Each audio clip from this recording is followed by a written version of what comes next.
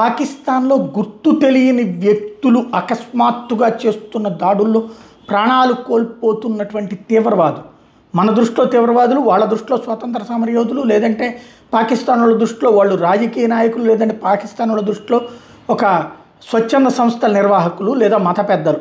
అట్లాంటి వాళ్ళు ఆ తర్వాత భారత శక్తుల చేతుల్లో ప్రాణాలు కోల్పోతున్నారా, లేకపోతే భారత్ కౌంటర్ ఇంటెలిజెన్స్ ఆపరేషన్స్లో ప్రాణాలు కోల్పోతున్నారా అనేది పక్కన పెడితే, పాకిస్తాన్లో లష్కర్ తోయిబా కీలక సభ్యుడు షేక్ ముయీజ్ ముజాహిద్ హత్యకు గురయ్యాడు. పంజాబ్ ప్రావిన్స్లోని కసూర్ జిల్లాలో అతను ఉండగా ఇంటి దగ్గర గుర్తు తెలియని దుండగులు కాల్చి చంపారు. ఈడు హఫీజ్ సయ్యద్కి అత్యంత సన్నిహితుడు.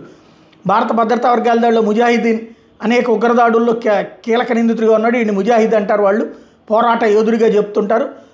26/11 దాడుల తర్వాత వీడి నెట్వర్క్ మీద నిఘా కొనసాగుతోంది. తాజాగా జరిగినటువంటి ఈ కాల్పుల ఉదంతం అంటే మళ్ళీ కొన్ని సమస్యలు వస్తున్నాయి ఈ మధ్యన. ఇదిగో ఈ ఉదంతానికి సంబంధించినటువంటి విజువల్ అనమాట, అక్కడ ప్రొజెక్ట్ అవుతున్నటువంటి.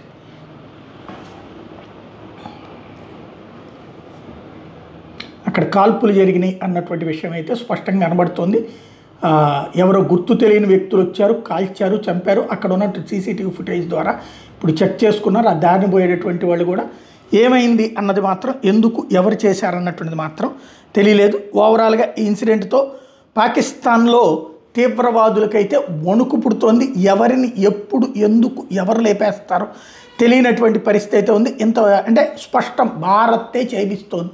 అది రానా మిలిటరీ ఇంటెలిజెన్సా, లేకపోతే తాలిబాన్లతో చేపిస్తున్నారు, లేకపోతే ఇదే తీవ్రవాదుల్లో ఉండేటటువంటి కోవర్టులతో చేపిస్తున్నారు, లేకపోతే ఇదే తీవ్రవాదుల్లో ఉండేటటువంటి వేరే తీవ్రవాద ముఠాతో చేపిస్తున్నారా, లేదా పాకిస్తాన్ ఐఎస్ఐఏ చేతనే చేపిస్తున్నారా, ఎవరితోనైనా చేపిస్తారు. బట్ మన శత్రువు ప్రపంచంలో ఎక్కడున్నా వదిలిపెట్టం అన్న సంకేతం మరోసారి ఇచ్చినట్టే.